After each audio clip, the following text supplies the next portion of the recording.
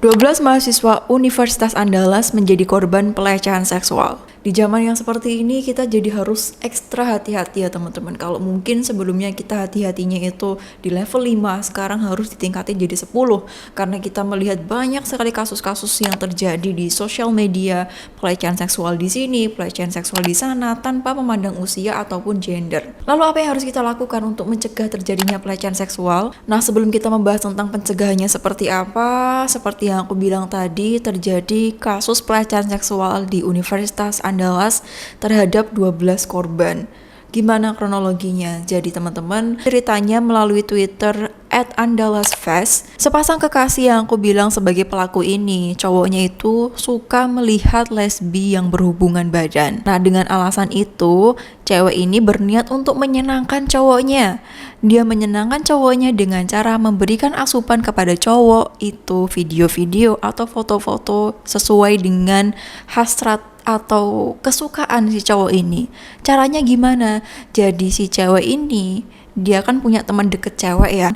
Kemudian dia lakukan dengan cara dia nginep di kos-kosan teman ceweknya dengan alasan udah kemalaman, dengan alasan kos-kosanku udah dikunci, jadi aku nginep di kos-kosanmu ya. Kemudian ketika dia membuka baju temennya dan melakukan hal-hal yang kotor itu, dia merekam dan juga memfoto. Hasil rekaman video dan fotonya dikirimkan ke cowoknya sebagai alat untuk pemuas hasrat cowoknya ini. Jadi dengan alasan menyenangkan pasangannya, pacarnya yang baru pacar ini, dia sampai berani melakukan hal yang seperti ini. Dan jadi teman-teman, pentingnya kita memilih bersama dengan orang yang karakternya baik, bersama dengan lingkungan yang baik.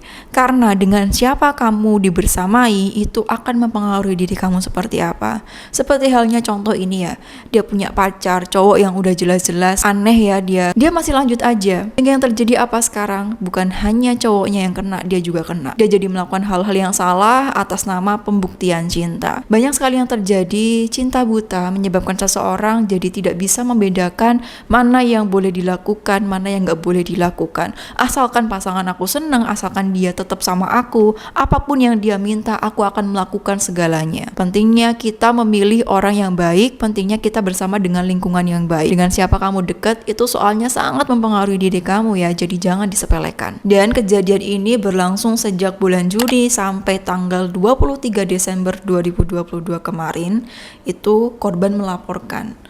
Kemudian proses dilanjutkan dengan mencari bukti-bukti dan sebagainya, hingga akhirnya kabar yang aku dengar, sekarang orang yang bersangkutan atau tersangka sudah dikeluarkan dan dinonaktifkan dari universitasnya. Jadi gimana teman-teman menurut kamu? Sekarang seperti yang aku bilang tadi ya, tingkat kewaspadaan kita perlu berhati-hati lebih ekstra daripada sebelumnya. Karena seperti yang kita tahu, sekarang itu banyak sekali orang yang aneh-aneh, meskipun gak semuanya. Jadi dengan siapa kamu, lingkungan kamu kayak gimana, itu benar-benar harus diperhatikan. Karena ini sangat berpengaruh sekali terhadap keselamatan diri kita. Padahal ini udah sama temen ceweknya ya. Biasanya kalau kita sama temen cewek itu kita welcome dan biasa aja. Karena salah satunya juga si pelaku cewek ini, kenapa dia nginep di rumah temennya, selain alasannya kemalaman tadi, dia juga menggunakan sisi emosional teman-teman. Dia bilang mau nginep karena pengen curhat tentang cowoknya kepada teman ceweknya. Tapi yang ternyata terjadi apa? Ada udang di balik batu atau ada maksud tertentu yang itu merugikan korban. Nah, lalu apa yang harus kita lakukan untuk mencegah ini agar tidak terjadi? Yang pertama, pilih lingkungan yang baik, termasuk memilih pasangan, termasuk memilih teman. Dan dalam kasus ini, pelaku perempuan punya pacar yang punya ketertarikan seksual yang aneh, kemudian membiarkan dia melakukan itu atau bahkan menyuruh dia melakukan itu untuk menyenangkan dan memuaskan hasrat seksualnya. Itu kan udah gak sehat. Tapi dia masih bertahan dengan pasangannya. Ibaratnya udah dikasih tahu ini tuh racun ya, jangan diminum, tapi dia nekat aja. Sehingga yang terjadi apa? Dia kena pengaruhnya. Kemudian setelah itu yang sekarang namanya buruk bukan hanya cowoknya tapi dia juga kena. Dikeluarkan dari kampus, kemudian namanya tercoreng, ditambah masa depan resikonya panjangnya nanti akan seperti apa, itu juga perlu diperhatikan teman-teman. Jadi kalau misalkan ada yang bilang ke kamu, temen kok milih-milih, ya nggak apa-apa, ya memang harusnya seperti itu. Kemudian yang kedua, jangan mudah percaya sama seseorang. Seperti yang di kasus ini, dia mengizinkan temennya buat nginep di kos-kosannya, meskipun sesama cewek, itu pun kita perlu ngecek dulu apakah temen cewek ini, dia orang yang baik atau enggak. Sekalipun sesama perempuan ya teman-teman, itu perlu dicek dulu, perlu diperhatikan dulu sehari-harinya itu dia seperti apa, kita sambil mengamati perilakunya, kemudian barulah ke tahapan selanjutnya, apakah dia boleh masuk ke dalam batasan pertemanan yang lebih dalam lagi atau enggak ya. Jika orangnya buruk, kemudian dari perilakunya sudah ditampakkan sehari-hari, terus kemudian kita tetap mengizinkan dia masuk ke ruangan kita, nanti ketika terjadi sesuatu yang rugi diri kita sendiri. Jadi pentingnya kita untuk melakukan observasi dulu, pengamatan terlebih dahulu, ini orangnya seperti apa, kira-kira memberikan dampak baik buruknya enggak ke aku dan sebagainya. Bukan berarti kita menolak untuk tidak kenal dia sama sekali. Cuman yang maksud aku di sini adalah kita memberikan batasan. Kalau memang dia orangnya problematik, kemudian dia orangnya bermasalah dan sebagainya, itu batasannya ibarat kata kayak rumah, cukup di halaman rumah aja, cukup di depan pagar aja.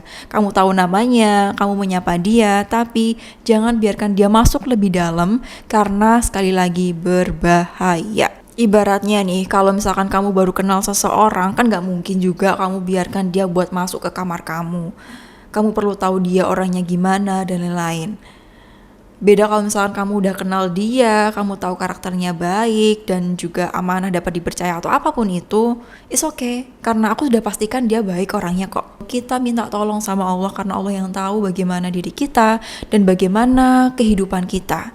Sehingga dengan kita berdoa, insya Allah itu aman teman-teman. Kita tinggal melakukan usaha-usaha seperti yang aku sebutkan tadi, kayak memilih lingkungan yang baik, kemudian ketika memilih teman itu kita mengamati dulu orangnya seperti apa, itu usaha yang bisa kita lakukan, sedangkan yang utama adalah kita juga berdoa. Dengan cara kalau si cowoknya tadi dia punya ketertarikan yang agak menyimpang ya, dia bisa ke psikolog, bisa ke terapis, agar diatasi dan tidak merugikan dirinya sendiri. Kalau seperti ini yang rugi siapa?